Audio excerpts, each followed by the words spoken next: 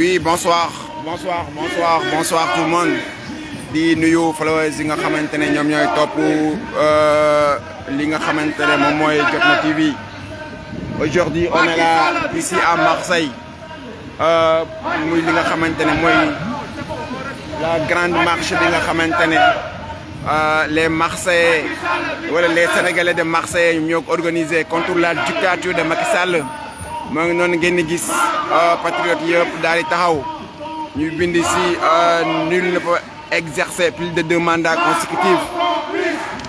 Drapeau bu mag boobu ngeen di gis ñu bind ci Free Sénégal. Non au 3e mandat, libérer les prisonniers politiques, justice aux morts. Ñu amal atte ñu mucc ayib contre la dictature de Macky Sall. Justice pour nos morts. Le peuple est souverain. Macky Sall tyran. Macky Sall tyran. Macky Sall tyran. Macky Sall tyran. Macky Sall terroriste. Macky Sall terroriste. Macky Sall terroriste. Macky Sall dictateur. Macky Sall dictateur. Justice complice. Justice complice.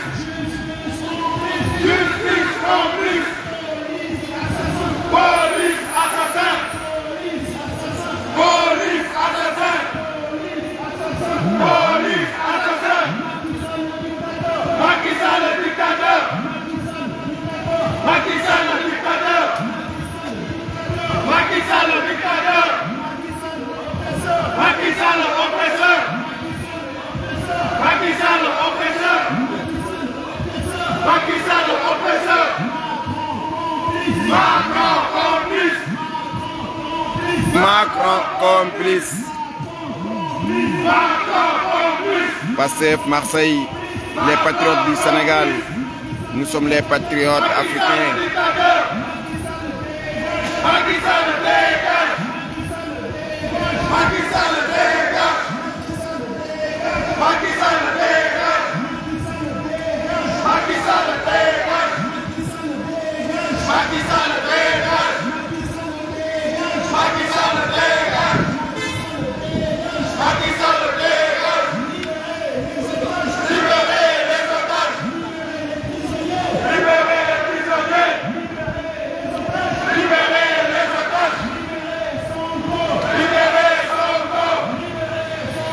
Libérez Sonko. Libérez les patriotes. Libérez Sonko. Libérez le Sénégal. Libérez Sonko. Libérez Sonko. Libérez le Sénégal. Libérez le Sénégal. Libérez les patriotes. Liberté aux patriotes. Liberté pour Sonko. Liberté pour Sonko. Macky Sall dégage. Macky Sall dégage. Macky Sall dégage. Macky Sall dictateur. Macky Sall oppresseur. Macky Sall tyran. Liberté pour Sonko. C'est ça la démocratie ici en France. Mo ngeen di gis nonu muy marche bu mag boo xamante ne comme ni ñu koy waxee li nga xamante ne moo am France muy démocratie absolue moom la patriote yi di xeex moom ngeen di gis noonu muy manifestation boo xamante ne c'est bien encadré auto police ngeen di gis ne la ci kanam ñu xaalal ñu yoon bi fii nekk voie publique auto day nekk sa kanam am auto yi nekk sa ginnaaw di encadré li nga xamante ne moom mooy manifestation bi mu nekk li nga xamante ne ñun ñëpp lii lañ bëgg mu am Sénégal lii la ñuy xeex ngir ñu mën a am une démocratie absolue ba ku nekk di am liberté d'exercer li nga xamante ne moom mooy liberté expression bi nga xamante ne moom la ko yoon may ba mu gën a mucc ayib. Liberté pour Sonko.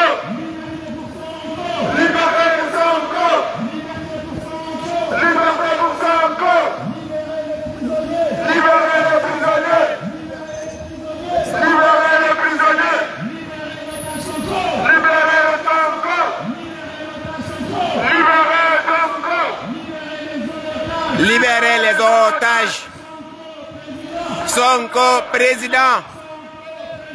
Sonko président. Libérez Sonko. Libérez Sonko. Babou. Libérez Keïta. Libérez Diomaye. taxawaay bi rafet na de soxla naa photo de. Libérez Diomaye. Libérez Sonko. Libérez Sonko. Macron complice. Macron complice. Macron complice. On assassine au Sénégal. On assassine au Sénégal. On assassine au Sénégal. Justice pour le peuple.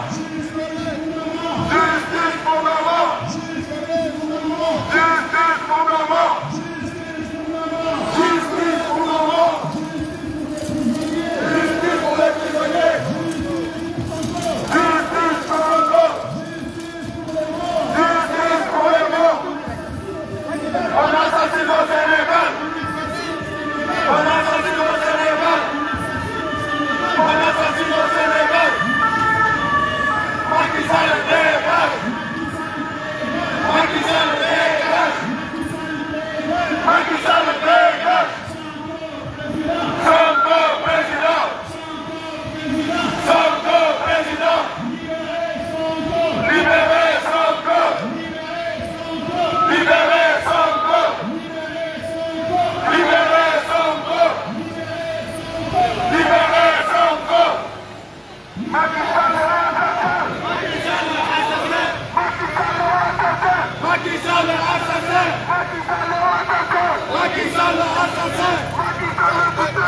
Macky Sall dictateur.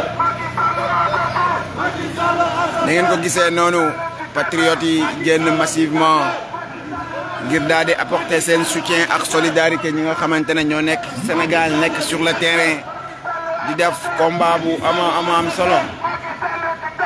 Macky Sall dictateur. comme ni ngeen ko gisee noonu ñëpp a ngi ñëw di filmer parce que sénégalais yi fii nga xamante ne moo ci diaspora bi kenn xamewu leen lii kon suñ demee ba jóg rek am na loo xamante ne moo leen jógloo donc mbir maa ngi noonu. Macky Sall assassin. Macky Sall dictateur. Allez-y. Macky Sall assassin.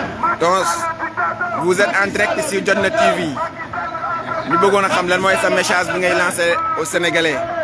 Macky Sall assassin. Alors donc, on se bat pour la liberté et la démocratie pour le Sénégal. Macky dégage. Il faut libérer les prisonniers et instaurer la paix dans le pays. Macky Vive Sonko. Non au troisième mandat. Même pas sa présence pour les élections. Même pas sa présence pour les élections. On ne veut plus de Macky au Sénégal. On ne veut plus de Macky au Sénégal. merci beaucoup Tons message bi leer na moom mooy ne ñoo ngi ñaan ñi nga xamante ne mooy ñu daal di libérer ñi nga xamante ne ñoom lañ jàpp tëj leen ci kaso yi injustement li nga xamante ne du dëgg du yoon waaye tamit di xamal Macky Sall ne ko amul droit def li nga xamante ne mooy troisième candidature ba naan ay troisième mandat donc loolu leer na ñu lay jaajëfal lu baax a baax di ñaan sénégalais message boobu ñu gën ko dégg kon mbir maa ngi noonu ba léegi nous sommes en direct ici à Marseille.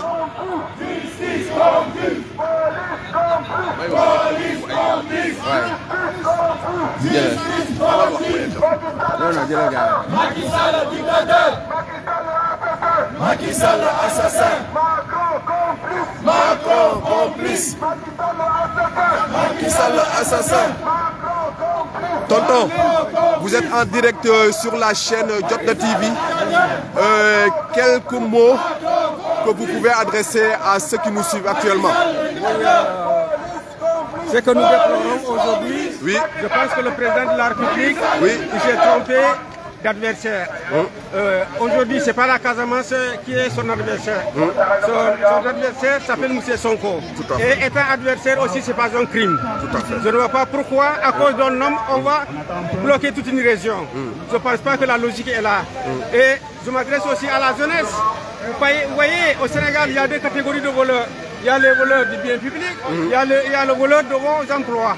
Parce que les vieux retraités qui ne veulent pas partir, ce sont ces vieux-là aujourd'hui qui sont en train de foutre la merde au Sénégal. Parce que c'est eux qui disent qu'à monsieur le président de la République, vous avez droit à un 3e mandat, alors que c'est archi faux. Voilà donc les jeunes, essayez de vous réveiller. Je vais vous répéter la phrase d'un ancien président de la République des années 60. Il disait qu'on peut tromper tout un peuple en une partie du temps. Une partie du peuple tout le temps, mais jamais tout le peuple tout le temps. Aujourd'hui, les jeunes, vous êtes aidés par le numérique. Donc je pense que pour vous tromper, il faut se lever de bonheur. Voilà tout ce que j'ai à dire. Merci beaucoup, tonton. Merci beaucoup. Merci beaucoup.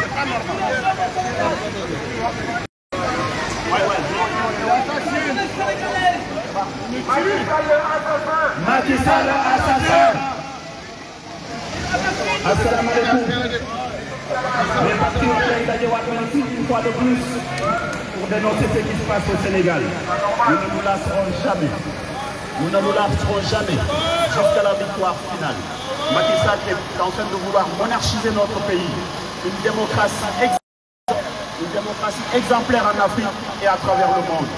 Aujourd'hui, les patriotes sont de nouveau ici à Marseille, sur la Canebière, pour dénoncer la tuerie qui existe au Sénégal. Comme partout où se trouve la diaspora, à Paris, mais l'opinion internationale.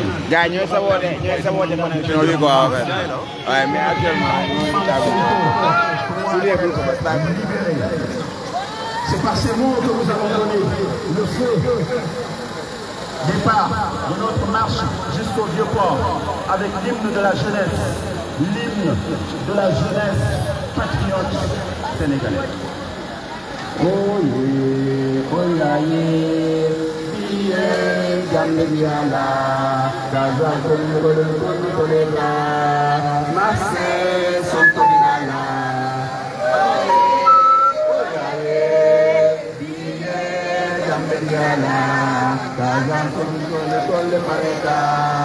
Marseille, Sonkobinala, oye, oyaye, biye, Jambeminala, Mata Kolekole, Tole Bareta, Marseille, Sonkobinala. Voilà, ils sont là, en train de scander l'hymne de la jeunesse, l'hymne du président Ousmane Sonko, l'hymne du futur président de la République du Sénégal. Voilà, la jeunesse est avec Sonko, la diaspora est avec Sonko, le Sénégal tout entier est avec Sonko. Donc nous disons à Macky Sall, que rien n'arrêtera le projet PASTEF, ni lui ni ses semblables ne pourront arrêter le projet PASTEF. Donc nous alertons l'opinion internationale de sermonner Macky Sall, de laisser le peuple sénégalais, de laisser le peuple sénégalais choisir celui qui sera en fait le futur président du Sénégal. Et le peuple entier est conscient qu'il n'y a que Ousmane Sonko qui est capable de conduire les destinées du Sénégal sur les voies du développement. Vous voyez, en fait, ils sont en train de scander l'hymne de la jeunesse, l'hymne du président Ousmane Sonko. Les mains à l'air. Marseille, Sonkobinala, oyaye, biye, Jambeminala, Kaza Fonikilon Tole Mareta, Sénégal, Sonkobinala, oyaye, biye, Jambeminala, Patriote Fonikilon Tole Mareta, Marseille, Sonkobinala, oyaye.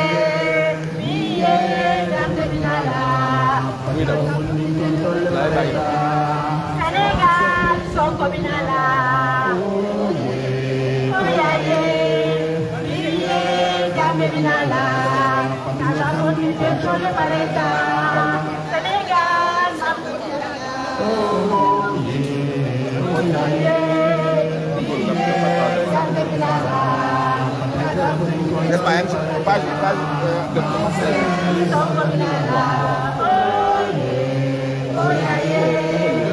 Okay.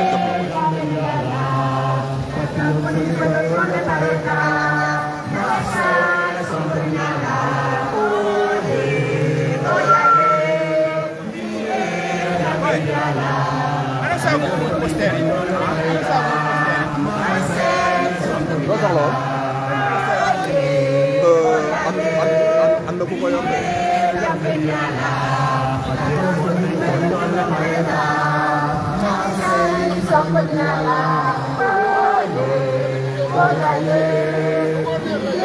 Marseille dit non à la troisième candidature de Macky Sall. Marseille dit non à une troisième candidature de la honte. Nous alertons Macky Sall. Nous prévenons Macky Sall qu'il sursoit à tout projet de troisième candidature. Parce qu'il doit savoir que le peuple sénégalais ne va pas le laisser faire. Le peuple sénégalais y sera debout. Le peuple sénégalais y sera toujours là pour dire non à ce projet de troisième candidature. Parce qu'il faut savoir que c'est le peuple qui est roi. C'est le peuple qui décide. Et quand le peuple dit non, c'est non. Voici les jeunes qui sont en train de scander l'hymne de la jeunesse, mais l'hymne du président Ousmane Sonko. L'hymne qu'on va chanter au soir du 25 février 2024 pour l'accompagner au palais de la République du Sénégal.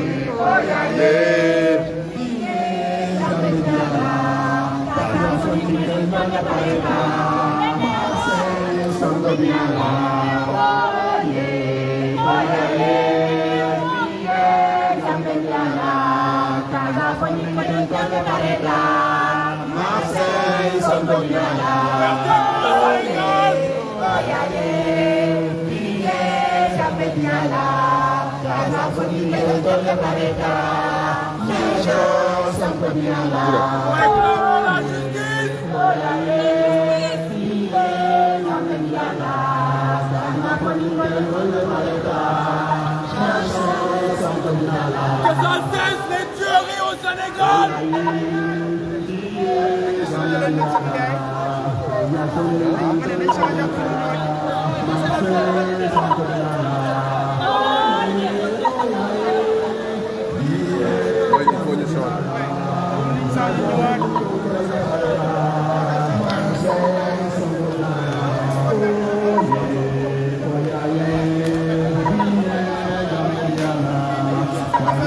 Comme la dernière fois, tu prends juste voilà, remettre Ok, d'accord. Je vais le dire à Papis là. Am tel menu.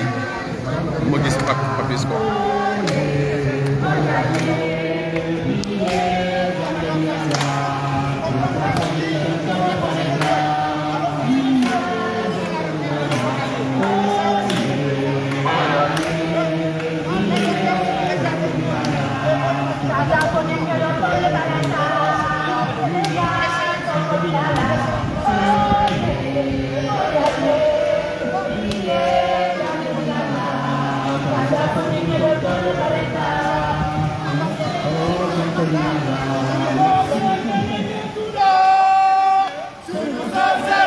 Ngatuna nañu am fayda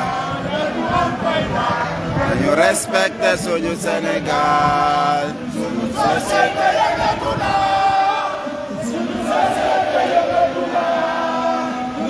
am fayda nañu respecté suñu Sénégal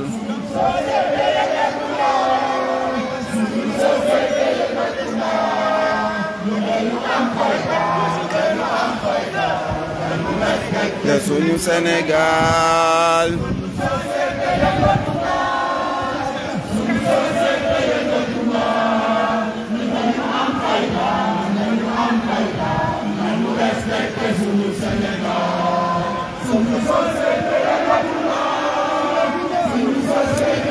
Soukay la Léon Soukay, vous êtes en direct sur Jotna TV. Donne-moi sa message. Patriote du ragal. Patriote la Léon kokoy Soukay la Léon. Mais dafa melni dafa ragal étrange. Ay ma jël. Ay bu ragal. Macky Sall. Macky Sall à la poubelle la xale bi wax. Nañu respecté suñu Sénégal. yëngatu na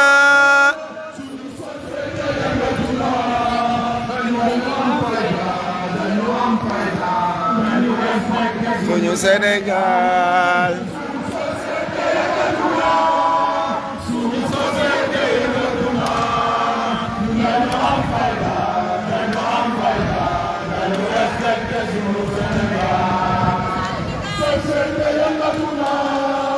suñu société yëngatu na nañu am fayda nañu am fayda nañu respecté suñu Sénégal suñu société yëngatu na nañu am fayda nañu respecté suñu Sénégal. Nous luttons pour la démocratie au Sénégal. Suñu société yëngatu na nañu am fayda nañu respecté suñu Sénégal. Nous luttons pour rétablir la justice au Sénégal. Société yëngatu na nañu am fayda nañu respecté suñu Sénégal. Est-ce que vous savez qu'au Sénégal, rien que pour une marque, la société yëngatu na tout simplement nañu am fayda nañu respecté suñu Sénégal. suñu société yëngatu na nañu am fayda nañu respecté suñu Sénégal. Pour libérer les otages de territoire. suñu société yëngatu na nañu am fayda nañu respecté suñu Sénégal. suñu société yëngatu na. Nous luttons pour nos morts. Nous luttons pour les journalistes emprisonnés. Nous luttons pour les hommes politiques emprisonnés injustement. Libérez Sonko! Libérez Sonko! Libérez Sonko! Patriote, Libérez vous êtes en direct sur Jotna TV. Moo nekkoon sa message. Manifester pour la démocratie au Sénégal. Tout ce qui se passe actuellement au Sénégal, c'est injuste. Exact. C'est pas un état de droit. Ouais. Et c'est pas respecté. Il faut libérer Sonko. Et on organise des sélections. Ça se passera très bien. Exactement, merci beaucoup, message bien reçu. Ni ko gisee noonu la jeunesse est toujours présent. Quand même message bi moo doon ñu libérer ñi nga xamante ne ñoom ñooy les détenus politiques. Jaar naa léegi ñu tey. Comme ni nga gisee noonu on est toujours en direct.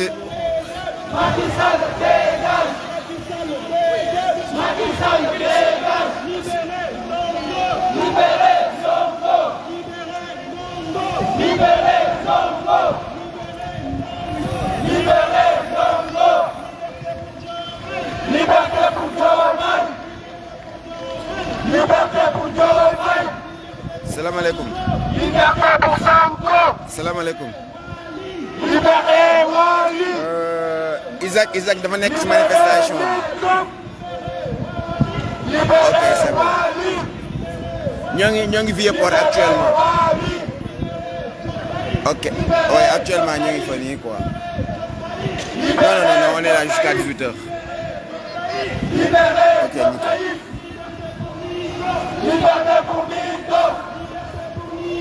Liberté pour Nid Dof. Liberté pour Nid Dof. Liberté pour Nid Dof. Libérez Fadilou. Libérez Fadilou. Libérez Sonko. Libérez Sonko. Libérez Sonko. Au Sénégal, on tue. Au Sénégal, on tue. Au Sénégal, on assassine. Au Sénégal, on assassine. Au Sénégal, on tue. Au Sénégal, on tue. Au Sénégal, on assassine. Au Sénégal, on tue. Justice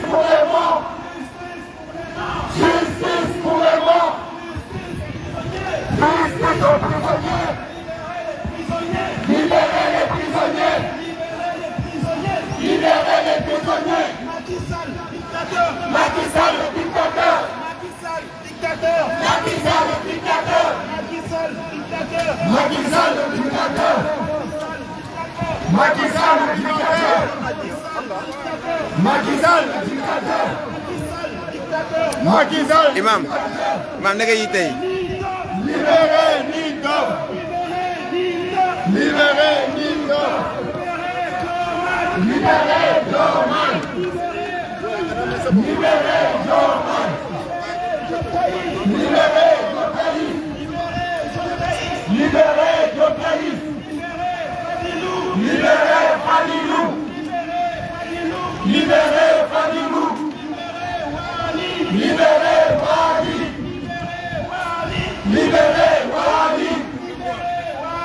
Libérez Wali. Liberté pour Pastef. Liberté pour Pastef. Liberté aux patriotes. Liberté aux patriotes. Liberté pour Sénégal. Liberté pour Sénégal. Mon Sénégal on tue. Macky Sall assassin. Macky Sall assassin. Macky Sall assassin. La police elle tue. La police elle tue. Justice corrompue. Justice corrompue. Justice corrompue. Justice corrompue. Macron complice. Macron complice. Macron complice. Macron complice. D'accord. Macron complice.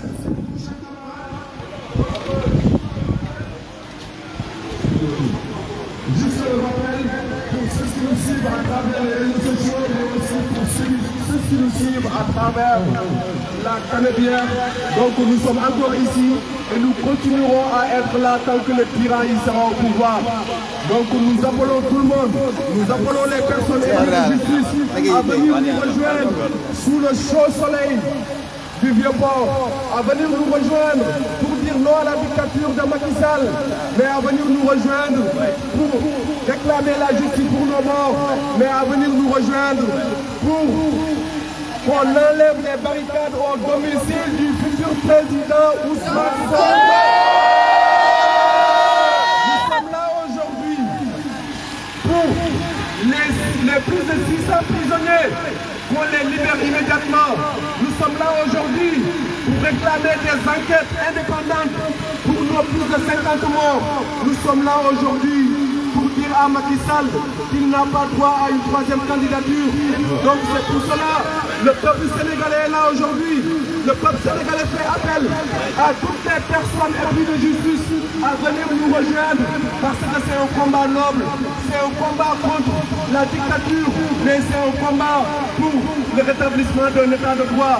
C'est pour cela que nous sommes là aujourd'hui. C'était tout juste un rappel et je vous rappelle encore que tant que nous serons là, nous allons scander la dictature de Macky Sall. Nous allons réclamer en fait la démission de Macky Sall, mais nous continuerons à être là pour la libération des prisonniers politiques. Nous continuerons à être là pour que le président Ousmane Sonko, le futur président du Sénégal en 2024, soit c'est pour cela que nous sommes là et nous réclamons aussi la justice pour tous les prisonniers politiques. Nous réclamons aussi en fait la justice pour nos blessés. Et nous, comme on vous l'avait dit la fois passée, nous avons énormément de blessés et nous continuerons à faire une quête pour vraiment les venir en aide.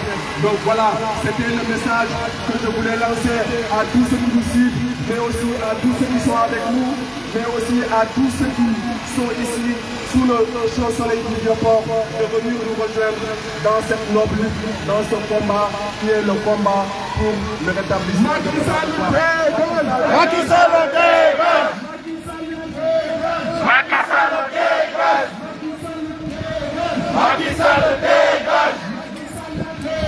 Macky Sall dégage! Macky Sall démission! Macky Sall démission! Macky Sall dégage! Macky Sall dégage. Macky Sall dégage. Macky Sall assassin. Macron complice. Macky Sall dictateur. Macron complice. Macky Sall assassin. Macron complice. Macky Sall assassin. Police complice. Justice complice. Macky Sall dictateur. Macky Sall assassin. Macky Sall dégage. Macky Sall dégage. Macky Sall assassin. Macky Sall assassin. Macky Sall dictateur. Macky Sall dictateur. Macky Sall assassin. Macky Sall assassin. Macky Sall assassin. Macky Sall assassin. Macron complice. Macron complice. Macky Sall assassin. Macky Sall assassin. Macky Sall dictateur. Macky Sall assassin. Modou le grand patriote. Macky Sall dictateur. Mon très cher. Vous êtes en direct sur Jotna TV. Quel est votre message, mon très cher? Mon message, c'est quoi? Macky Sall doit dégager, doit laisser le pouvoir. Il faut aussi laisser tous les prisonniers politiques. Il faut laisser Sonko tranquille. Je dis, élection sans Sonko, ça n'existe pas au Sénégal. Nous et Sonko, on se met à la route. Merci beaucoup, le grand patriote. Le message est clair. li mu wax moom mooy ne Macky dafa war a dégager parce que li nga xamante ne moom la digg woon ak sénégalais yi respecté wu ko en même temps tamit amul droit def li nga xamante ne moom mooy troisième candidature même sax duñu la wax troisième mandat mais troisième candidature waru ko am. Macky Sall dégage. Macky Sall assassin. Macky Sall assassin. Macky Sall assassin. Macky Sall assassin. Macky Sall dictateur. Macky Sall Macky Sall dictateur. Macky Sall assassin. Macky Sall tyran. Macky Sall tyran. Macky Sall tyran. Macky Sall tyran. Macky Sall tyran. Macky Sall tyran. Macky Sall tyran. Macky Sall dégage. Macky Sall dégage. Macky Sall dégage. Macky Sall dégage. Macky Sall dégage. Macky Sall dégage. Macky Sall dégage. Macky Sall assassin. Macky Sall assassin. Macky Sall dictateur. Macky Sall dictateur. Macky Sall assassin. Macky Sall assassin. Macron complice. Macky Sall assassin. Macron complice. Macky Sall dictateur. Macky Sall dictateur. Macron complice. Macky Sall assassin. Macky Sall assassin. Macron complice. Macron complice. Macky Sall dictateur. Macky Sall dictateur. Macky Sall dictateur. Macky Sall dictateur. Macron complice. Macron complice. Macron complice. Macron complice. Macky Sall dégage. Macky Sall dégage. Macky Sall dégage. Macky Sall dégage. Macky Sall dégage. Macky Sall dégage. Macky Sall dégage. Macky Sall dégage. Macky Sall dégage. Macky Sall dégage. Macky Sall assassin. Macky Sall assassin. Macky Sall assassin. Macky Sall assassin. Macky Sall assassin. Macky Sall assassin. Macky Sall dictateur. Macky Sall dictateur. Macky Sall dégage. Macky Sall démissionne. Liberté Sonko. Liberté Sonko. Libérez Sonko. Libérez Sonko. Libérez Sonko. Libérez les otages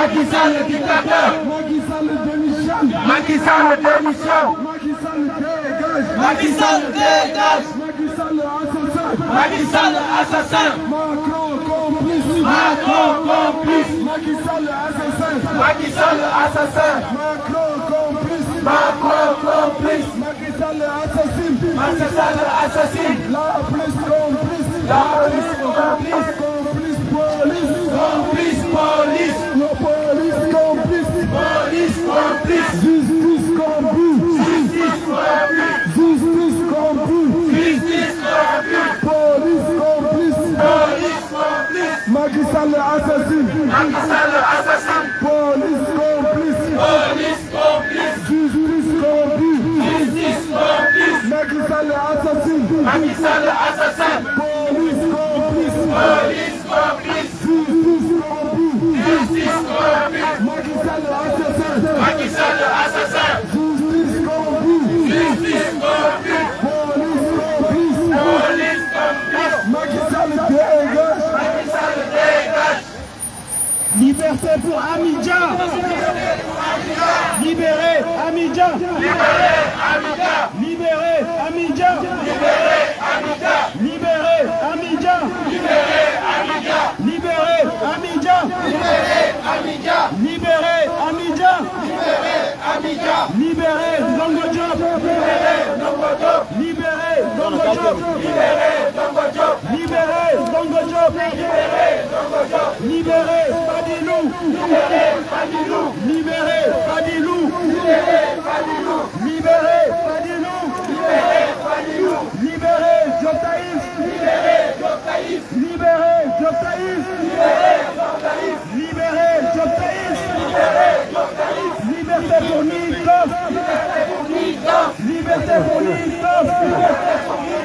Liberté pour Nikof. Liberté pour Nikof. Libérez Diomaye. Libérez Diomaye. Libérez Diomaye. Libérez Diomaye. Libérez Diomaye. Libérez Diomaye. Libérez Diomaye. Libérez Diomaye. Libérez Serfara.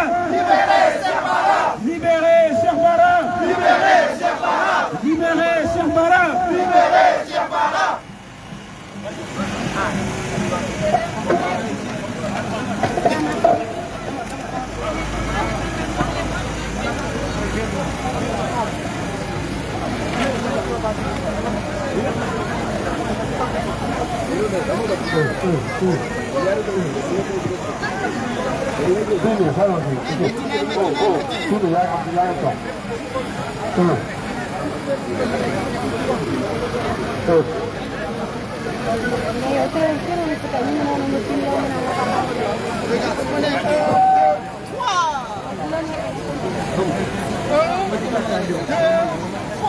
Allez.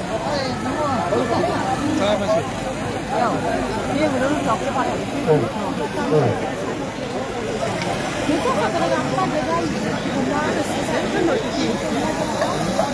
Si c'est xam nga boy bi dem nekk nekkal à petit là.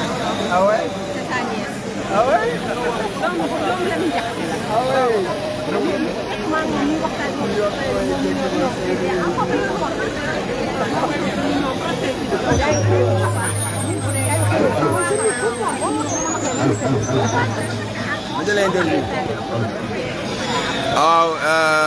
actuellement on est en direct sur Jotna TV kooku mooy Soxna Ndong Les patriotes de bokk Marseille. ci cadre Pastef patriote bëggoon a xam la mais sa message bi nga bëgg a adresser les Sénégalais.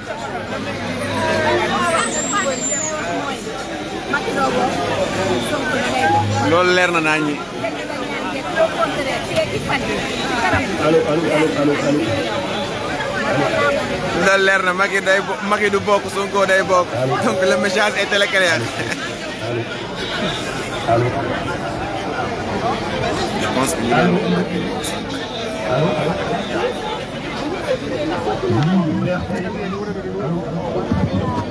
le grand patriote cher dama la bett vous êtes en direct sur Jotna TV bëggoon a xam lan mooy sa message. ñaan yàlla maa ma def ko ci wolof mu gën a leer. lépp lu ñuy mëbët ñu jot ko ñaan ñaan yàlla jàmm ñibbi si waaye jàmm lay tegu ci dëkk. di moo Sénégalais yi ñu mën a nangu waxante dëgg yenn saa dëgg yombul. ñuy nangu mën a waxante dëgg. di dugg baaraam fii métti ngir ñu mun koo faj suñ koy raay day métti Sonko naka lañ koy waxee réalité la jeunesse bi gëm na ko te jeunesse bi kenn fu mu toll nii dañuy nangu di nangu xam ni seen ay jeex na bu boobaa ñu mën a organiser nangu bàyyi dëkk bi mën a avancer loolu laa mën a wax. Merci beaucoup le grand patriote Cheikh message bi leer na résistance donc le combat continue au fait. Sérieux? Même pas 100 mètres. Alors, ligne de qui top. Bis bi top ligne bi top. Libérez Pape Ndiaye. Libérez Pape Ndiaye. Libérez Pape Ndiaye. Libérez Pape Ndiaye. Libérez Pape Ndiaye. Libérez Hannibal.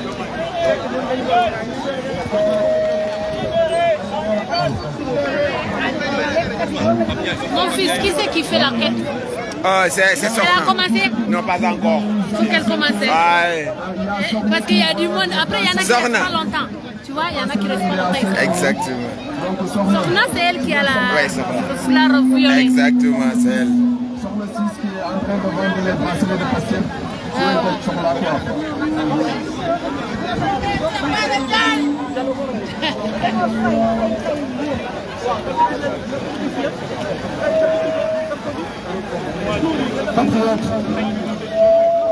Patriote de Marseille, patriote de la diaspora, patriote du Sénégal.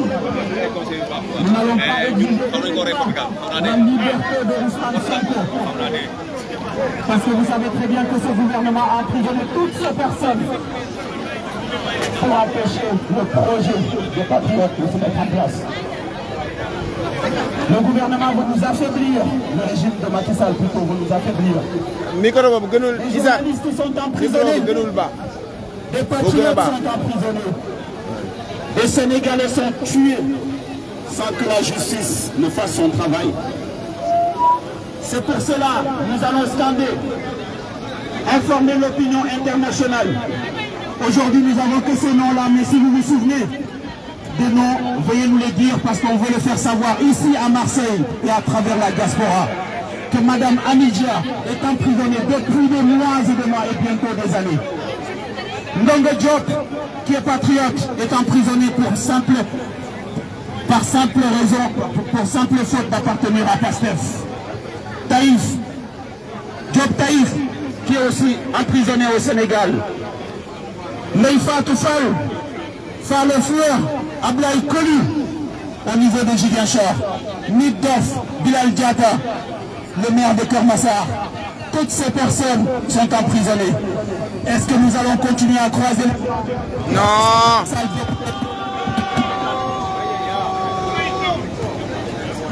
Notre devoir. Isaac, allô. Notre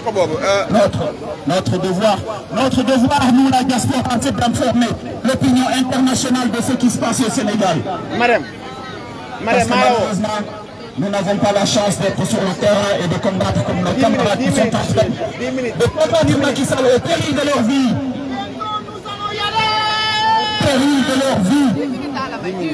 Donc, nous allons user de ce droit, de ce devoir pour montrer au monde entier que nous sommes solidaires avec nos frères et sœurs qui vivent au Sénégal. Libérez Amidia. Libérez Amidia. Libérez Niddof. Libérez Niddof. Libérez Ndongo Diop. Libérez Ndongo Diop. Libérez Fadilou. Libérez Fadilou. Libérez Hannibal. Libérez Hannibal. Libérez Cheikh Bara. Libérez Cheikh Bara. Libérez Pape Ndiaye. Libérez Pape Ndiaye. Libérez Cheikh Omar. Libérez Cheikh Omar. Libérez Abdoulaye. Libérez Abdoulaye. Libérez Diop Taïf. Libérez Diop Taïf.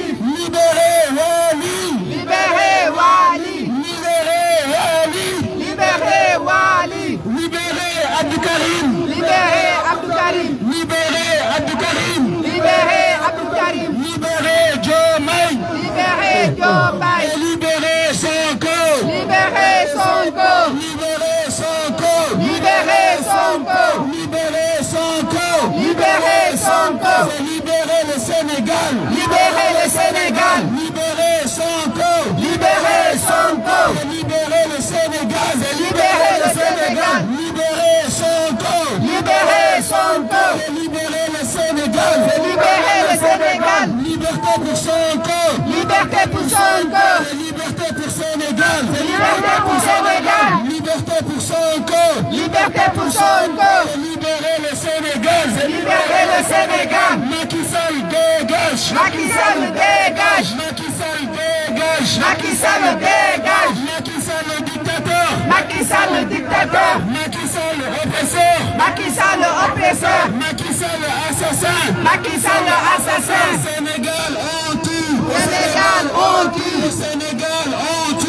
Sénégal on tue. Au Sénégal on assassine. Au Sénégal on assassine. La police assassine. La police assassine. La justice est corrompue. La justice est corrompue. La police assassine. La police assassine. La justice est corrompue. La justice est corrompue. La police assassine. La police assassine. La justice est corrompue. La justice est corrompue. La police assassine. La police assassine. La justice est corrompue. La justice est corrompue. Liberté pour Sonko. Liberté pour Sonko. Libérez Sonko. Libérez Sonko. Pas de troisième mandat de Macky Sall. Pas de troisième mandat de Macky Sall. Ouais. Allô. waaw ñu ngi leen koy fàttaliwaat rek je pense que li nga xam ne moom moo ñu fa boole ñun ñëpp xam nañ ko pas besoin en fait d'y revenir donc nous sommes là et comme nous vous l'avions dit nous continuerons à être là donc pour transmettre un message à la communauté internationale mais aussi pour que tous les Sénégalais qui sont là ici à Marseille puissent s'exprimer de tout ce qui se passe au Sénégal.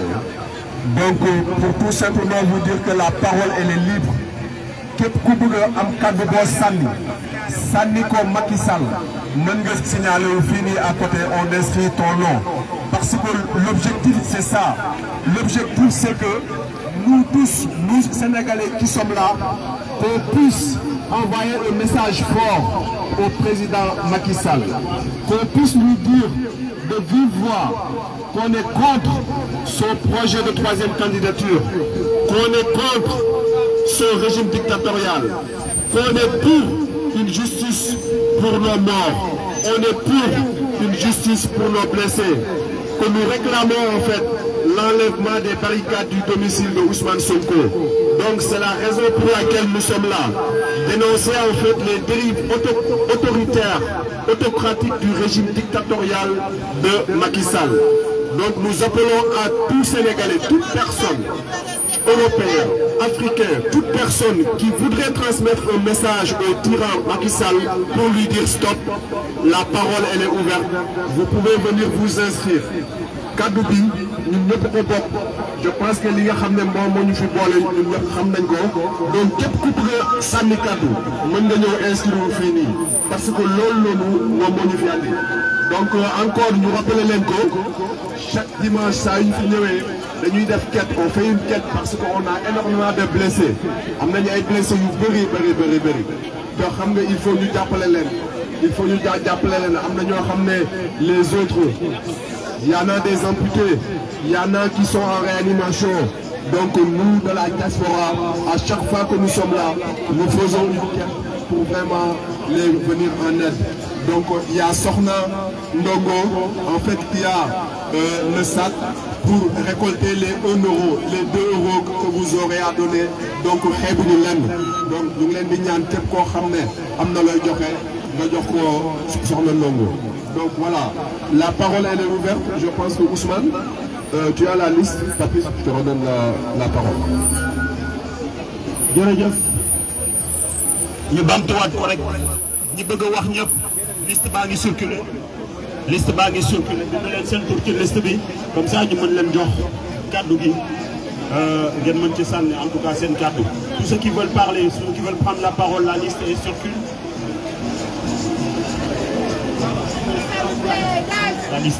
La liste elle circule. Ouais. Soxna Ndongo. Soxna, waouh. Voilà, elle va faire le tour.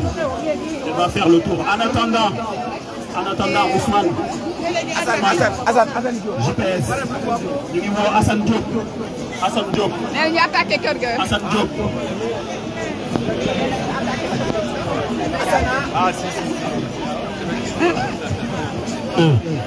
Jërëjëf sëñ Assane.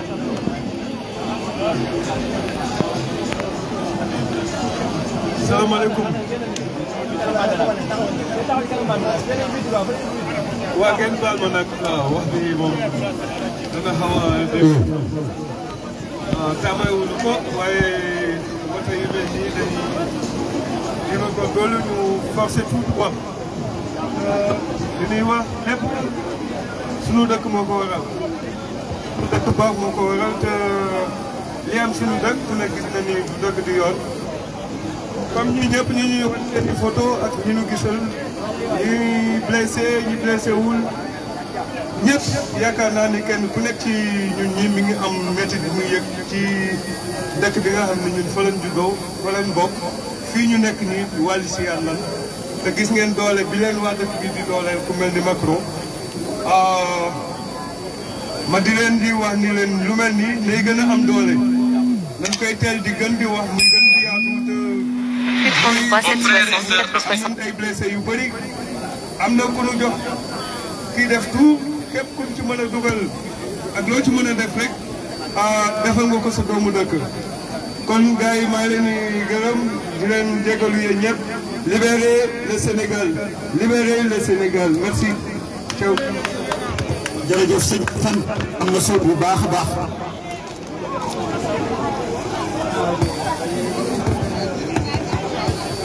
allo merci beaucoup sëñ Assane patriote Assane kaddu yi rafet na bu baax a baax Assane nañu soññ encore Marseille di leen yëgal ni ki am nañ ay blessé am nañ ay emprisonné donc ñu ngi leen di ñaan képp koo xamante ni yéen nga dara en tout cas soxnaa ngi nii di tourné li waay yéen rek xeebuñu dara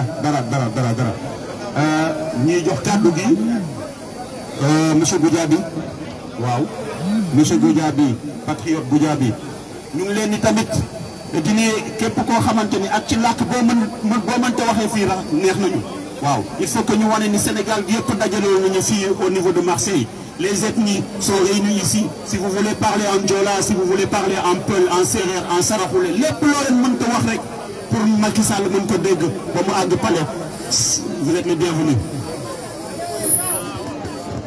Salaamaaleykum Sénégal. Maaleykum salaam. Je m'adresse particulièrement à vous, Monsieur le Président de la République. Les 2 premières années à la tête de l'État, j'avais fait du bien à la Casamance.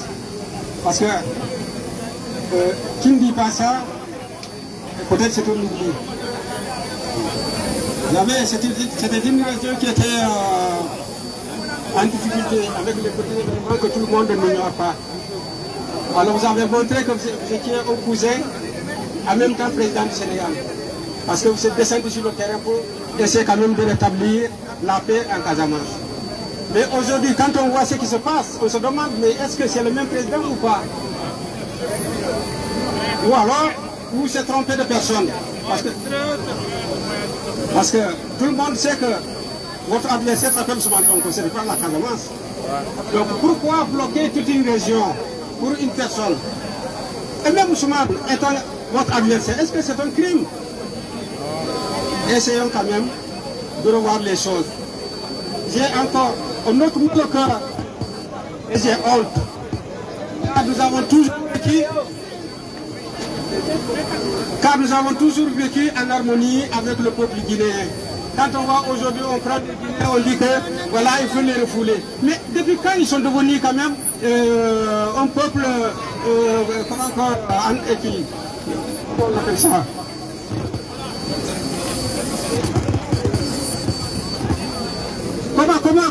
Comment peut-on considérer le peuple guinéen comme un peuple menaçant pour la République du Sénégal, alors que tout le monde sait bien que c'est un peuple travailleur? Les jeunes que vous avez pris, c'est des jeunes qui peut-être sont rentrés de chez eux, parce qu'on sait que les Guinéens n'aiment pas, comment encore, se promener dans la rue. Chaque fois que tu le vois, il a quelque chose dans les mains. Essaye de réfléchir. Tous les pays limitrophes sont des frères. Le cousinage entre Peul Douala, Peul Toucouleur, Sérère et tout ça, il faut en tenir compte. Président, on vous aime beaucoup. Président, vous avez travaillé. Président, mais il est temps de céder. Et pour céder, il faut sortir par la grande porte. Aujourd'hui, Maître Wade, quand il arrive au Sénégal, il faut aller partout où il veut. Rien n'y arrivera. Il n'est pas honte et partout l'accueille comme un roi. Nous souhaitons que vous soyez quand même la deuxième personne qui peut bénéficier de cela. Et pour cela, essayez quand même de réfléchir. Peut-être que ce n'est pas vous, ce sont les gens qui vous encadrent. Mais ces gens-là, on les connaît. Ces gens-là, on les connaît. Parce que c'est les voleurs des emplois des jeunes. Ils ne veulent pas aller à la retraite. Non, c'est les voleurs des emplois des jeunes. Et tous ont dit qu'il faut embaucher les jeunes. Mais vous embauchez les jeunes comment? Et les jeunes, réveillez-vous. Ce n'est pas en vous donnant un t-shirt ou comment dire, 5 000 francs que vous pouvez fonder un foyer. Non. Tous bons parents, ils aimeraient vous voir avec vos enfants. On voit les petits enfants qui disent papi, papi. Quel bonheur. Donc essayez de rejoindre vos frères et sœurs jeunes. Mais dire que oui, c'est des jeunes maquistes, des jeunes. Non, c'est des conneries ça. Pas ça votre vous dire.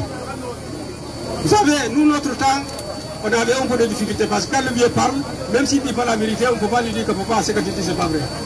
On dit, lui là, il n'est pas poli, hein. Il n'est pas poli, hein. Mais aujourd'hui, dire un vieux, ah, vous n'avez pas, peut-être que c'est rien. Vous voyez? Donc les jeunes, c'est votre avenir qui est menacé. Sénégal, hier, on l'appelait pays de Taranga. Aujourd'hui, Sénégal, comment on l'appelle? Le pays de la violence. Et ça, le Sénégal que nous aimons tous ne mérite pas ça. Vive la République, vive le Sénégal. Merci. Merci infiniment, papa.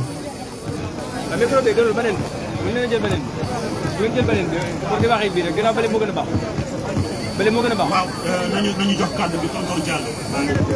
di ngeen changé micro yi ba xam nga di ngeen changé micro yi.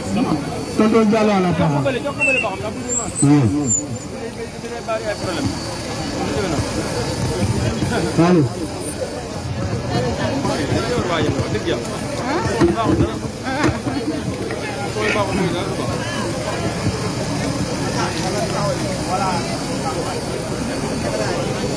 Assalamu alaikum les patriotes. Je excusez-vous comme Nicoli waxé. Je vais wax en français. Ouais. Parce que patriote yi pour ñu mëna dégg ñepp déggo il faut des fois ñu wax suñu lak. C'est très important. Macky Sall ci boppam nag bëgg naa message bi mu dégg ko du ma ko wax en séeréer parce que benn moitié bi séeréer la benn moitié bi séeréer la mais pël laa koy wax an Macky Sall an o Macky Sall saɗanani men minen ɗo Marseille ɗo min woni ya heɗo men noon min haala ma sa meeɗan nanude gonga hannde a nanat gonga Macky Sall a hersini men Macky Sall ni mi heɓirano hakkille nden en 1960 Senghor Mamadou Dia Valdiodio Ndiaye en kamɓe fof ko nden teranga Sénégal fuɗɗi teranga Sénégal ko nden fuɗɗi hande noon hande jettuɗa nde jibinaɗa tawi ko nden jetta e indépendance Sénégal ko teranga handira Sénégal meeɗa ka haɓirede no haɓirɗe ni ha yimɓe no maaya aɗa wondi e yimɓe ɓe annduɗa ɓe wonduɗa ɓen ko ɓen ɗon nannuma e bono parce que nde wadde falano wadde troisième mandat anga darino wiida o watta troisième mandat hande noon aɗa wiya a waɗa troisième mandat hande an o aɗa wiya aɗa wadde troisième mandat aɗum no hawni ko hakkille ma tourni mais goɗɗum no waɗi noon andi ko waɗi Macky Sall an o ɓe wonduɗa ɓen ko ɓen bonni fima ɓe wonduɗa ɓen ministre ɓe ma ɓen ministre de justice ma kamɓe fof ɓe woni e laamu ɓe woni e gurdam sa waɗino an tun a haali sa waɗino 2 mandat sa waɗa ko hannuɗa a waɗano 2 mandat a wawata ɗum wadde kan haali ɗum min nani sa waɗi 2 mandat ka waɗani duuɓi sappo a wawata ɗum wadde 3e mandat joni ko an nanni hoore maga wonna ɗo joni ko an foti wadde feere no immirɗa e lawol ngol no immirɗa e lawol ngol imma hen e jaam Macky Sall sa wi a waɗe 3e mandat annabi Sénégal e bono par ce que mi accatama waɗa 3e mandat mi accatama waɗa 3e mandat impossible mi accatama a ɗum wawata wonde ya heɗanande a wawata min jaɓata fesno a ware men a jeemay dow men ƴetta charge jeenga dow men mais a watta 3e mandat élection a bokkata élection alors noon min wawata jogade haala ka min tum par ce que fotoɓe haalɓe no heewi mais a naati e bono a nanni hoorema e bono par ce que sa jokkino laawol a jokkinde laawol noon fotuno a jokkirde laawol ngol a wonata ko wonda situation mo wonda hannde o joni a woni ko tuba ko wiyate a waɗa woni entre marteau et l'enclume joni aɗa siiri ka sa acci laamu ngo ko rewɗa fof min nannete kaso par ce que yimɓeɓe warɓaɓe ɓe fof il faut jodda explication ko rewɗa fof noon 3e mandat o tan miijito wadde 3e mandat par ce que a wawayta laamade joni ko goto patriote o haali o wi Abdoulaye Wade himo wawi arde Sénégal Abdou Diouf himo wawi arde Sénégal ɓe yaha gaɓe haala fof mais an hande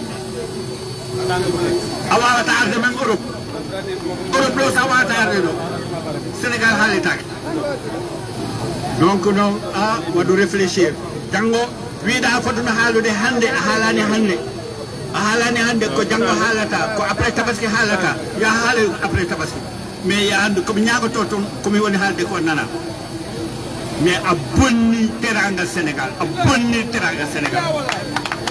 wonno julɗo fof no hande a bonni Sénégal par ce que ɗo joni Sénégal min ɗumi yiiri Sénégal ni hande joni il faut fuɗɗiten il faut min fuɗɗita à bas à zéro to ɗum noon ko jotno to wawi ɗum projet Pastef on to wawi fewnude Sénégal projet jotno on rek wawi fewnude Sénégal ko ɗum tan mi haalani français par ce que mi haali Sénégal entiére mais minen patriote ɓe fof miɗen imbi ɓe Europe ɓe eno imbi ɓe Amérique ɓe no immi fof no immi même ɓe Fouta ɓe Matam so ɓe immi fiw dow ma wona moƴƴo wona haqiqa voilà donc minen fof min daroto a jokkata lama heɓata laamu ngu a waɗeta candidat min jaɓata wonaya candidat vive les patriotes vive Ousmane Sonko comme président de la République vive Ousmane Sonko merci on jarama tonton Diallo wa li tonton Diallo def lii la ñuy laaj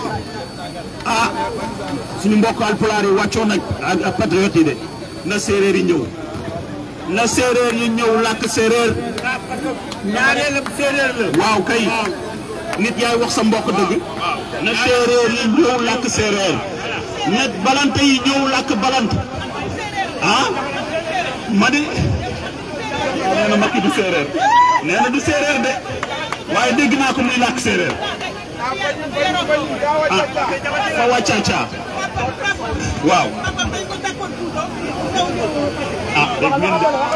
dégg ngeen waaw kay nañu jox kàddu gi suñu grand Badou di leen ñaan tamit képp ku jël kàddu gi rek nga xaw a tënk comme ça ñëpp mën a am ci jot ci affaire yi mais na ngeen préparé joolaa yi séeréer yi mandeng yi balant yeeg ak ñeneen foog ngeen ñëw fii ku fi waxul làkkam na complice nga salaamaaleykum su man olof laay wax quoi ndax olof laa dégg.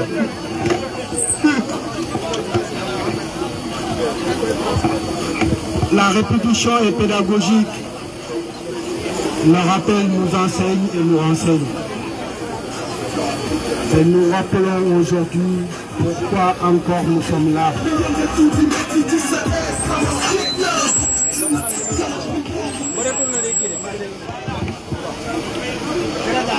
Nous sommes là pour dénoncer. Nous sommes là pour dénoncer. C'est vrai qu'il y a des personnes parmi nous qui ne sont pas sénégalais et qui peut-être ne savent même pas ce qui se passe et pourquoi on est réunis aujourd'hui. Alors on va encore faire un petit rappel. Est-ce que vous savez qu'au Sénégal,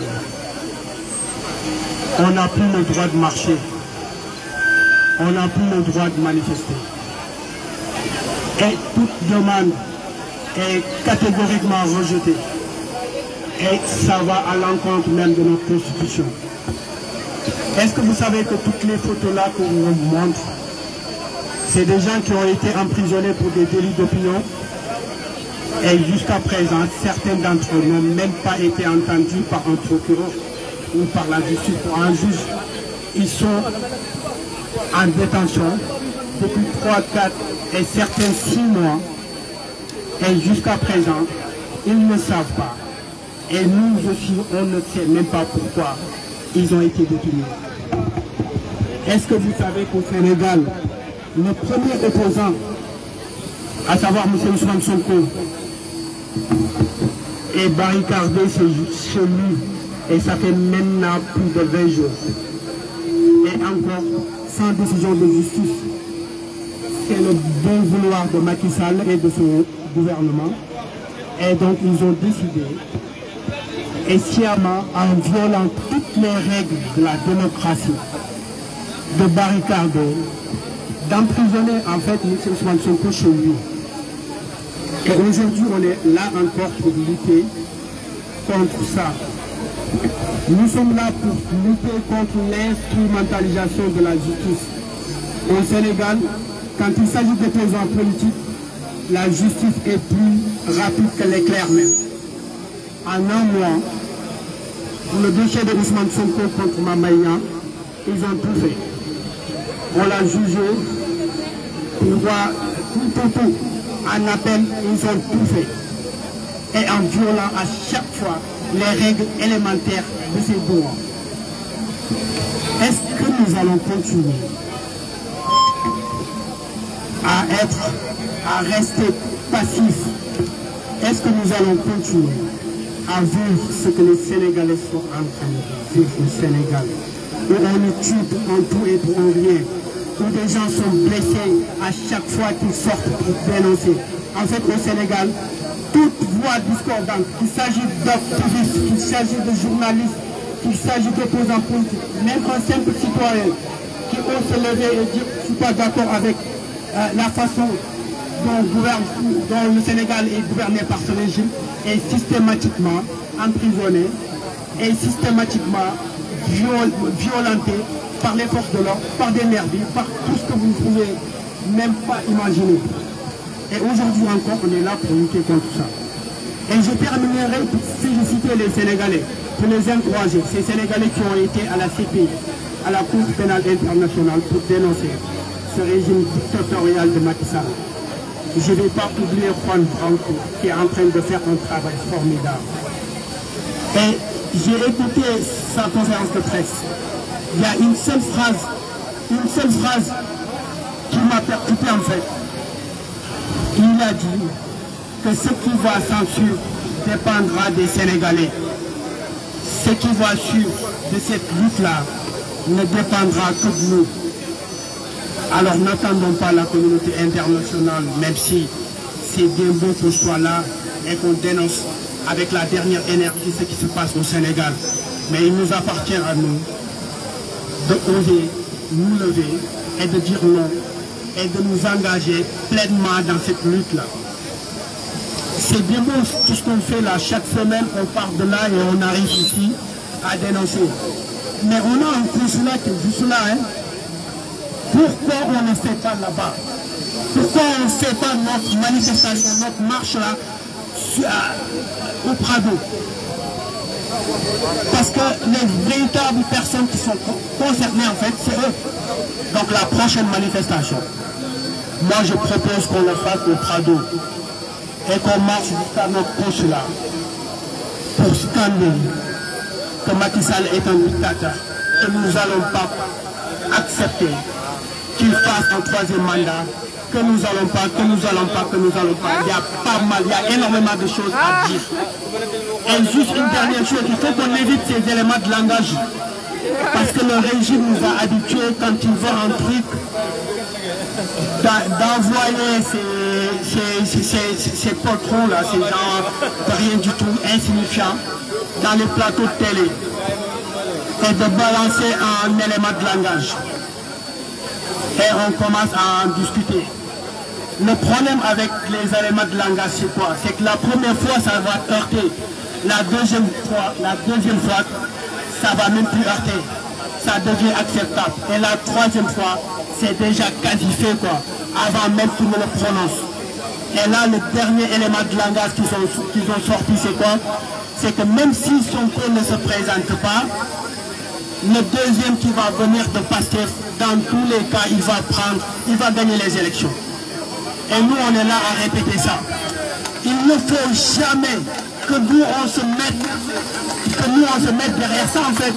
Il faut qu'on se le dise, c'est Sonko ou rien. Il n'y a pas une deuxième personne qui va se présenter à la place de Sonko pour Pastef ou pour qui que ce soit.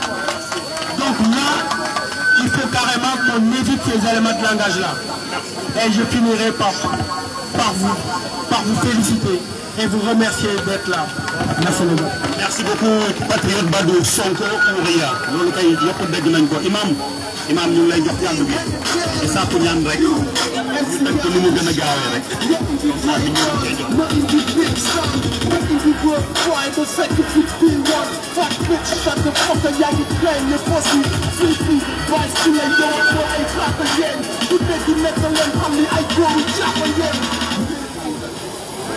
Assalamu alaikum wa rahmatullahi wa barakatuh. Chers camarades de résistance, je vous salue. Et je salue également tous nos frères d'Afrique qui sont venus nous prêter le sort. Je voudrais citer nos frères de Comores et un collègue à moi, Saïd Abdou. Le combat est le même pour toute l'Afrique. Merci pour votre présence. Je ne vais pas être long parce que c'est presque toujours la même chose qu'on répète, le même discours. Mais puisque la répétition est pédagogique, nous n'allons pas nous fatiguer de nous répéter autant de fois que nécessaire. Alors, il s'agit pour moi de réitérer, de renouveler ma demande en direction du chef de l'État, Monsieur le Président de la République, Monsieur Macky Sall. Et ma demande s'articule autour de 3 points. Premièrement, je voudrais lui demander, Monsieur Macky Sall, si mon message vous parvient, je voudrais vous demander de supprimer tous ces dossiers, ces faux dossiers juridiques collés injustement au président Ousmane Sonko dans un seul but que nous tous nous connaissons, l'empêcher de participer aux élections présidentielles de 2024. S'il vous plaît, Tchindjek, je l'ai dit la dernière fois, Et je comprends également ceux qui me disent qu'on n'a pas à lui demander Tchindjek. Parce que dans une république, la légitimité revient au peuple. Et entre le président qui est censé être serviteur du peuple et le peuple souverain, s'il y a une partie qui doit demander Tchindjek, c'est le président qui doit demander au peuple Tchindjek et pas l'inverse. Mais au nom de la paix, moi j'ai opté lui demander de manière respectueuse Tchindjek d'enterrer tous ces faux dossiers juridiques qui sont tous vides.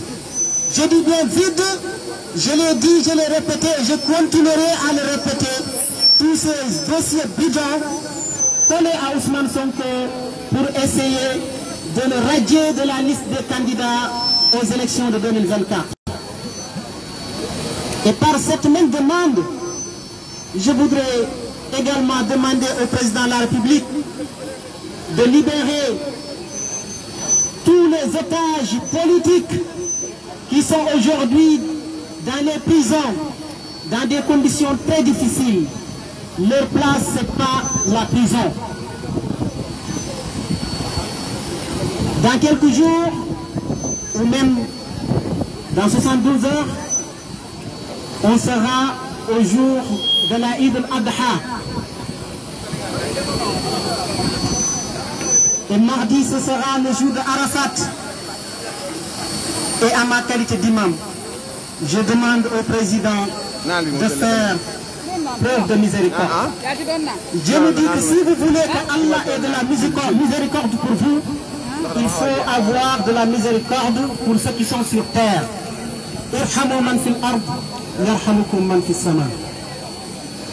Deuxièmement, je voudrais demander au président Macky Sall de respecter le peuple sénégalais qui ne mérite pas la situation qui prévaut au Sénégal en ce moment.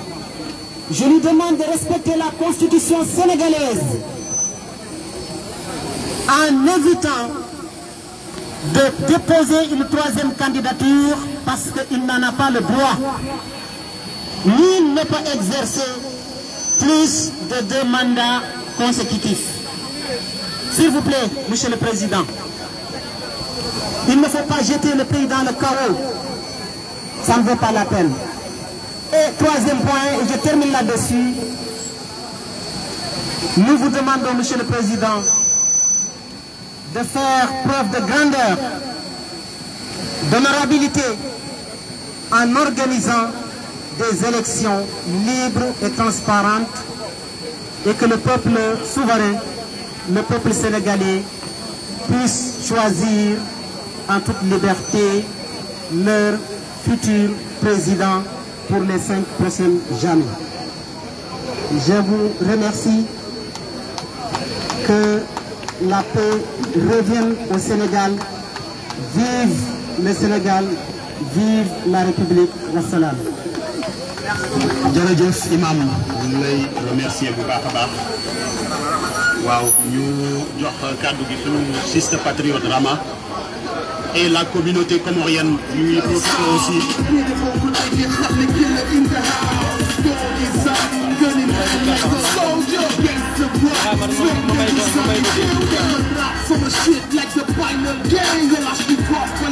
voilà jaajëf dina rek suñu nawle comoriens yaa ngi fii comme ni ko imam waxee les Comoriens ils ont la même histoire, le même problème que nous le Sénégal, avec un président Azali que tout le monde connaît. D'ailleurs c'est Macky Sall qui a passé le témoin à Azali après avoir été le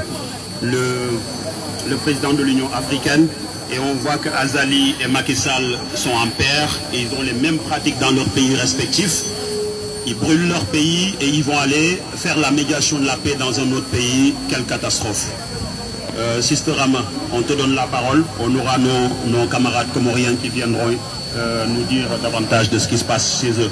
En attendant, il y a Sadio qui se prépare aussi. Après Sister Rama, Sadio se prépare et après on viendra à la communauté comorienne. salaamaaleykum Sénégalais yi waaw may wax président Macky Sall nawoo sa waa dëkk sa waa dëkk nawuñu la tamit ndax bu yàgg ba nga doon kompaloo léegi kompaloo too da nga ñu woon fang li ngay def xam nga di dictature nit ñi te ñun Sénégal baaxoowuñu loolu xamuñu loolu kenn du napp Sénégalais yi yow sa dëkk bu njëkk ba da nga daan kompaloo léegi passé nga kompaloo nag ñu di la xamal ni duñu fi toog ba ñu xaar naan dañu defa 3e mandat duñ ko nangu tey duñ ko nangu ëllëg xanaa kay da ngay jaar ci suñu kaw ñun ñëpp nag ba ñu jeex xalaatatu ñu Macky Sall di fexe bay am 3e mandat duñ ko nangu tey duñ ko nangu ëllëg Macky Sall nag baadoola la baadoola moom buñ ko dugalee ci géew tant que fekkul ba caay di dagg caay jaar na le du génn géew bi Macky Sall loolu la mérité ñu door ko ba génn géew bi ñu Sénégal dañoo sonn ci moom nañu abal suñu dëkk tey xam nga abal ñu ko suñu dëkk ëllëg bëggatuñu koo gis xam nga il faut mu abal ñu waaw ñëpp nag xam nga ñun sénégalais yi toog fii nii bis bu ñu ñàkkee fayda ba Macky Sall toog ci nguur gi mooy ñun ñëpp ay jaam la ñu jarul ñuy dellooti Sénégal su doon nañ am suñu fulla ak suñu fayda mu abal ñu suñu dëkk voilà loolu laa amoon ci lu may wax. Merci beaucoup, Sokhna Ramas. On va passer la parole au représentant des îles de Comores. Mohamed Saïd, s'il est là. Merci beaucoup, mon frère. Bonjour tout le monde. Comme ça a été dit par mon frère, je suis le représentant du collectif qu'on appelle Appel de Marseille. C'est un collectif composé de Comoriens. Nous avons le même problème. Nous luttons depuis 2019 contre la dictature incarnée aux Comores par le colonel Azali Assoumani. Je ne sais pas si vous avez vu, mes amis sénégalais, le jour où Macky Sall passait le flambeau du président de l'Union africaine, Azali Assoumani, il a dit quoi? Il a dit Azali, c'est mon marabout. Parce que ce qu'a fait Azali aux Comores, c'est ce que Macky Sall veut faire au Sénégal. Et si nous manifestons ici en France, mes amis, c'est parce que nous comprenons tous que la politique africaine est décidée, analysée par Emmanuel Macron. Et je vais dire une chose aujourd'hui. Nous sommes en train de discuter, le président du collectif des Sénégalais et moi-même, le représentant de Comores, nous sommes en train de discuter. Et nos amis algériens, frères et sœurs africains, nous avons le même problème. L'heure de notre révolution a sonné. N'acceptons plus ces petits présidents comploteurs, toujours à la solde de quelqu'un, mais jamais au service de notre peuple. Partout en Afrique doit s'ouvrir un vent nouveau de liberté, de démocratie, de souveraineté. Le 21e siècle doit être africain et siffler le réveil du phénix endormi depuis trop longtemps. Ensemble, aux frères et sœurs africains, la peur va changer de temps, parce que la diaspora, nous allons prendre les choses en main. aux frères et sœurs africains, l'heure de notre révolution a sonné. Vous avez pris nos parents et nos grands-parents en esclavage. Vous voulez toujours continuer. Eh bien, nous, la nouvelle génération, on ne va pas se laisser faire. Et à M. Gérard Darmanin, de lui dire qu'il va nous trouver sur son chemin parce qu'avec sa loi migration, nous sommes là. Ce n'est pas nous qui sommes venus chercher la France, c'est elle qui est venue en Afrique nous chercher. Nous sommes là et on ne va pas partir. On ne va pas partir. 100 ans de colonisation plus. Et aujourd'hui, elle veut nous imposer des dictatures. Eh bien, je vais vous dire, mes amis, on va gagner ce combat. On lâche rien. Je vous remercie. Merci beaucoup à notre frère des îles de Comores. Votre allocation a été faite. Maintenant, on va passer la parole à Sadio.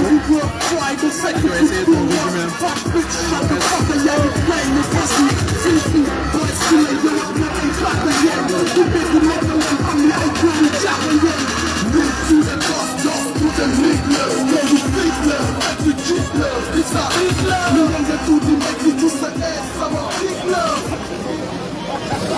waaw asalaamaaleykum gars yi maa ngi nuyu ñëpp di sant ñëpp képp ku déplacé wu ñëw ba fii nii ñu lay sant di la gërëm waaw prochaine fois man li may wax gars yi ku ñëw manifester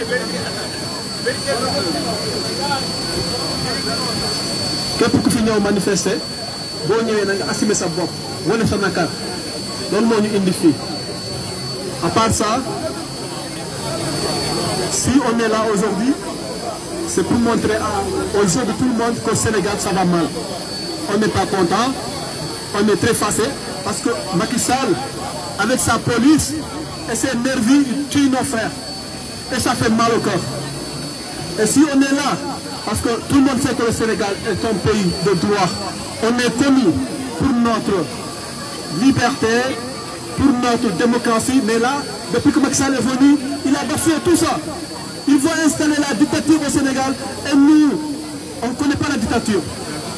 On ne va pas l'accepter. Et on est là, chaque semaine on vient ici pour montrer à la communauté internationale que nous, les hommes sénégalais, épris de justice, nous, les hommes sénégalais qui luttent pour la démocratie, et ici en Europe, on voit la démocratie, on voit tout ça. Et c'est beau, la démocratie. Et nous voulons c'est nous aussi. Et c'est beau, la liberté. Et nous le voulons au Sénégal. Et c'est pour cela que je demande à tout le monde, s'il faisait il doit redoubler d'efforts, faire plus, faire plus. Voilà, le Sénégal est un beau pays. Et depuis que Macky Sall est venu, il a divisé tout le monde. Les Pôles à côté, les Diola à côté. Et ça ne passera pas. Voilà. Merci et je vous remercie.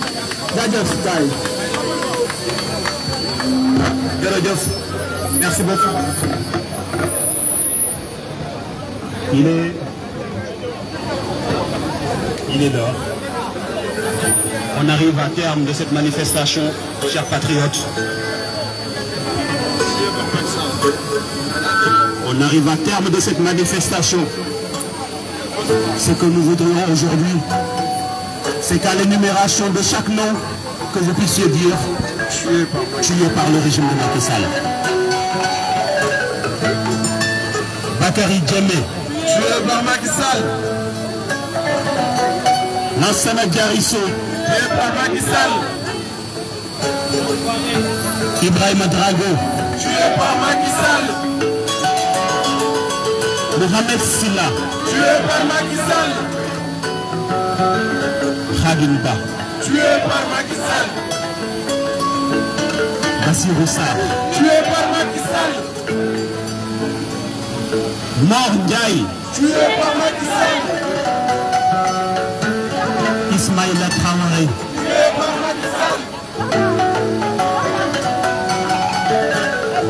Mame Balla Sarr, tué par Macky Sall. Daouda Diène, tué par Macky Sall. Babacar Samb, tué par Macky Sall. Mamadou Ndoye, tué par Macky Sall. Fallou Sène, tué par Macky Sall. Séni Koli, tué par Macky Sall. Souleymane Danfassa, Sarr, tué par Macky Sall.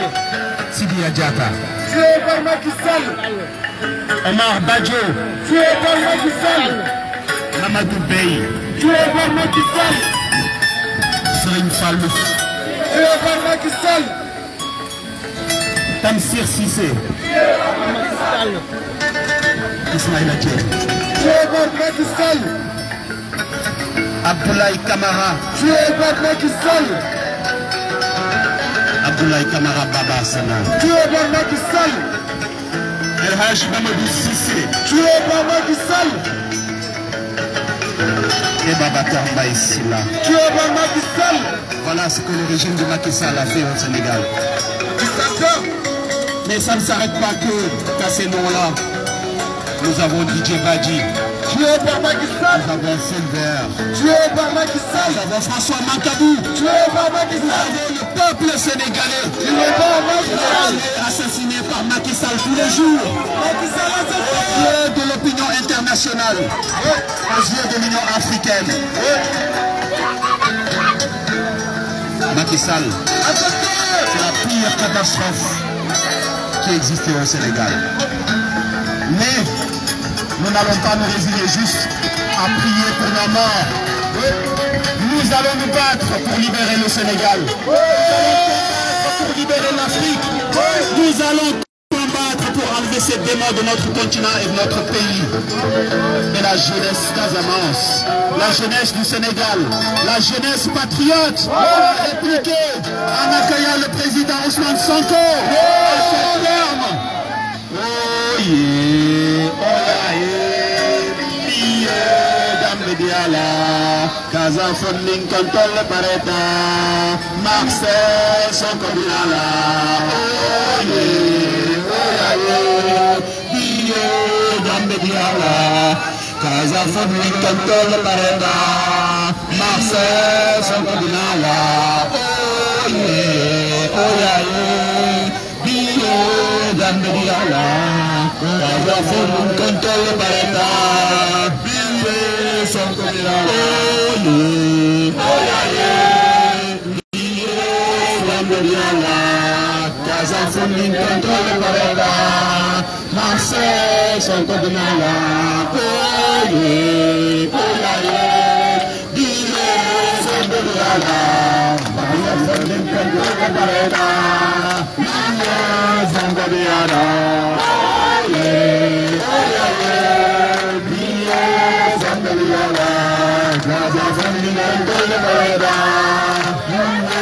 Sonko Diala. Oh yeah,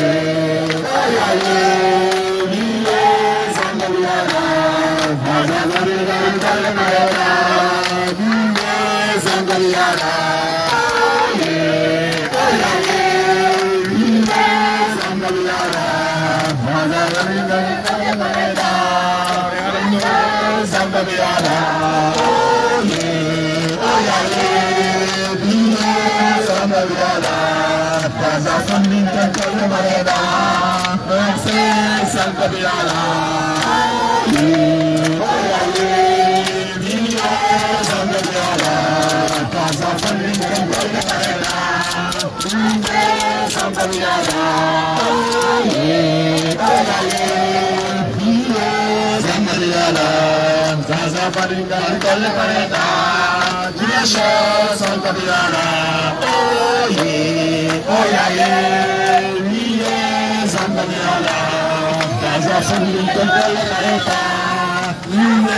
Sonko Diala.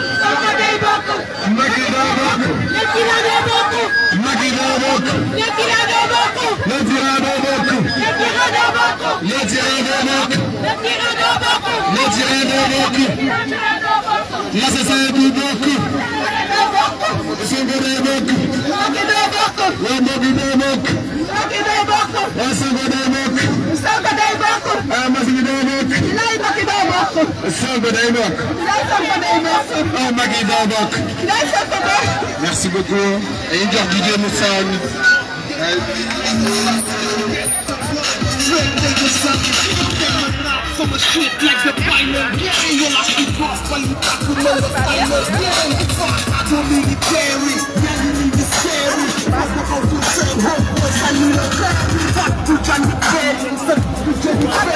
Fuck Pare ba?